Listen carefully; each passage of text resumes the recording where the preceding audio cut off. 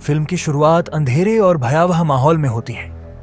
एक महिला जिसे चुड़ैल करार दिया गया है, उसे एक पेड़ के नीचे ले जाया जाता है। स्थानीय पादरी और भीड़ उसके खिलाफ एक धार्मिक अनुष्ठान करते हैं। वह महिला शैतानी ताकतों के साथ एक अनुबंध करती है। उसे जिंदा जलाने से पहले उसकी आत्मा को एक गुड़िया में कैद कर दिया जाता है। गुड़िया को उसी पेड़ के नीचे दफना दिया जाता है।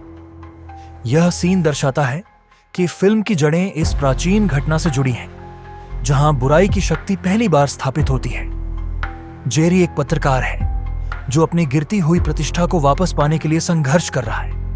वह सनसनीखेज और विवादास्पद कहानियों को ढूंढता है। उसे खबर मिलती है कि मैसाचुसेट्स के एक छोटे गांव में अजीब घटनाएं हो रही हैं। वह वहां जाकर कहानी की जांच करने का फैसला करता है। जेरी गांव पहुंचकर एक ओक के पेड़ के नीचे एक अजीब गुड़िया पाता है। गुड़िया पर 1693 की तारीख और कुछ अनजान प्रतीक बने हुए हैं। सनसनीखेज कहानी पाने के लिए वह गुड़िया को तोड़ देता है। गुड़िया को तोड़ते ही उस पर एक अजीब ऊर्जा महसूस होती है। यह ऊर्जा चुड़ैल मैरी एलन नास की आत्मा को मुक्त कर देती है। यह क्रिया बुरी आत्मा को पुनर्जीवित करती है और फिल्म की मुख्य घटनाओं की शुरुआत करती है। एलिस एक मूक और बाहरी लड़की है जो चर्च के पास रहती है। गुड़िया के टूटने के बाद एलिस को चुड़ैल की आत्मा के दर्शन होते हैं। अगली सुबह एलिस बोलने और सुनने लगती है। वह दावा करती है कि उसे यह चमत्कार वर्जिन मैरियस ने दिया है। यह खबर पूरे गांव में आग की तरह फैल जाती है।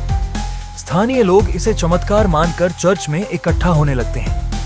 एलिस का चमत्कार स्थानीय लोगों के विश्वास को मजबूत करता है और बुरी आत्मा को शक्ति देता है। एलिस अपने स्पर्श से कई बीमार और अपंग लोगों को ठीक करती है। वह एक बच्चे को वापस देखने की शक्ति देती है और एक बुजुर्ग महिला को चलने में मदद करती है। हर बार जब एलिस कोई चमत्कार करती है तो ओक के पेड़ के आसपास की शक्ति बढ़ती है। ये चमत्कार वास्तव में बुरी आत्मा के कारण होते हैं, जो लोगों के विश्वास का उपयोग कर रही है। जेरी इन चमत्कारों पर शक करता है और जांच शुरू करता है। वह चर्च के पुराने रिकॉर्ड खंगालता है और पता लगाता है कि 1993 में एक चुड़ैल को इसी गांव में जलाया गया था। उसे पता चलता है कि चुड़ैल का नाम मैरी एलन था। वह मासूम लोगों को मारकर अपनी ताकत बढ़ाती थी। उसकी आत्मा अब वर्जिन मैरी का रूप लेकर लोगों को धोखा दे रही है। जेरी का शक सही साबित होता है। एलिस को धीरे धीरे चुड़ैल के इरादों का पता चलता है। चुड़ैल चाहती है कि लोग उसका नाम लेकर उसकी पूजा करें। जितना अधिक लोग उसे मानेंगे, उतनी ही वह ताकतवर होती जाएगी। चुड़ैल का अंतिम लक्ष्य है गांव को अपने अंधकार में डुबो देना। जेरी और स्थानीय पादरी अब फादर हैगन चुड़ैल को रोकने की कोशिश करते हैं। एक बड़े धार्मिक आयोजन में, जहां सैकड़ों लोग जमा होते हैं, चुड़ैल अपनी असली शक्ति का प्रदर्शन करती है। लोग डर से पागल हो जाते हैं। एलिस अपने विश्वास और प्रार्थना का उपयोग करती है और जेरी के साथ मिलकर चुड़ैल का सामना करती है। चुड़ैल को फिर से गुड़िया में कैद करने के लिए ओक पेड़ के पास अनुष्ठान किया जाता है।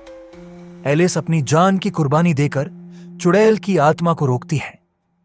चुड़ैल की आत्मा वापस उसी पेड़ में कैद हो जाती है। जेरी अपनी कहानी प्रकाशित करता है। वह समझता है कि विश्वास को अंधविश्वास में बदलने से क्या नुकसान हो सकता है। गांव के लोग वापस सामान्य जीवन जीने लगते हैं। फिल्म की कहानी यह संदेश देती है कि धर्म और विश्वास का दुरुपयोग विनाशकारी हो सकता है। बुरी ताकतें लोगों की मासूमियत का फायदा उठाती हैं, लेकिन सच्चे विश्वास और हिम्मत से उन्हें हराया जा सकता है।